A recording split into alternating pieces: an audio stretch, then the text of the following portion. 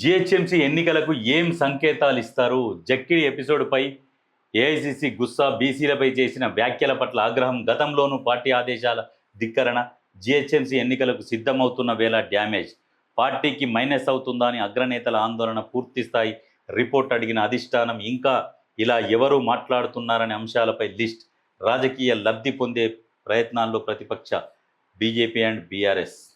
Youth Congress నాయకుడు, youth Congress president Jakkidi Shivacharan Reddy నోరు అదుపులో పెట్టుకోకుండా బీసీల మీద ఇష్టం వచ్చినట్టుగా మాట్లాడేసరికి అందరు గలమెత్తిరు. పరిస్థితి ఏంది ఇప్పుడు? ప్రతి ఒక్కరు గలమెత్తిరు. ఆల్ పార్టీస్ అందరూ పార్టీలను పక్కకు పెట్టి ఏంది ఇది అన్న కాడికి వచ్చిరు. ఒక పెద్ద మనిషి, 83 ఏళ్ళ మనిషి, ఆనాడు నుంచి ఈనాడు వరకు కూడా కొన్ని మంచి మంచి చైర్మన్ పదవులు చేసింది, డైరెక్టర్ పదవులు, ఎక్కడ కూడా ఆమె మీద ఎటువంటి ఆరోపణలు రాలే. పార్టీ కోసం కష్టపడ్డది, అన్నీ చేసింది.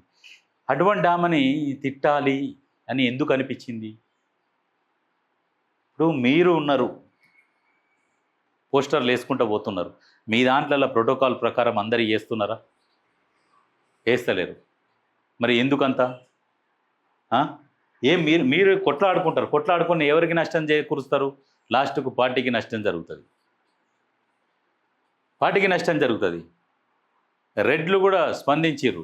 అందరూ అట్లా మాట్లాడడం కరెక్ట్ కాదు, అది తప్పు అని చెప్పేసి రెడ్లు కూడా, మీరు రెడ్లు కావచ్చు, శివచరణ్ రెడ్డి గారు, రెడ్లు కూడా స్పందించారు, మాట్లాడడం కరెక్ట్ కాదు. తర్వాత సరే ఏమంటాడు, కొద్దిసేపు ఏమో ఏ ద్వారా క్రియేట్ చేసిర్రు అని చెప్పేసి చెప్తాడు. లేదు ఇది అంతకుముందు ఎప్పుడో అన్నమాట అని చెప్తాడు. అంటే అంతకుముందు ఎప్పుడో అన్నమాట అని అనాల్సిన అవసరం ఏముంది? ఏ ద్వారా ఎందుకు? ఇప్పటికైనా మించిపోయింది ఏం లేదు.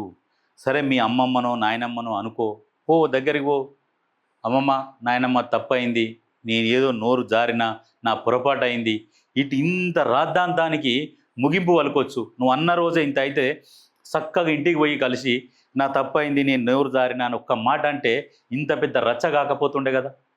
ఏం అయ్యేదేమో తప్పు, పెద్ద మనిషి కాలు మొక్తమే.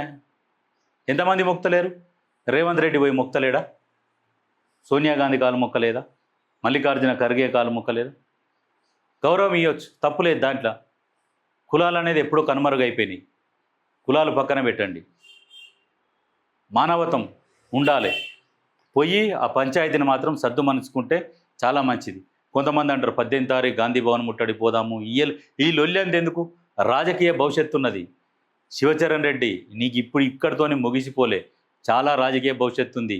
బీసీ కులాలల్లో బలమైన సామాజిక వర్గాలు, గౌడ సామాజిక వర్గం కావచ్చు, యాదవ సామాజిక వర్గం కావచ్చు, ముదిరాజుల సామాజిక వర్గం కావచ్చు, పద్మశాలీల సామాజిక వర్గం కావచ్చు, రకరకాలు ఎన్ని రకాలు ఉన్నాయో కొన్ని బలమైన సామాజిక వర్గాలు ఉన్నాయి.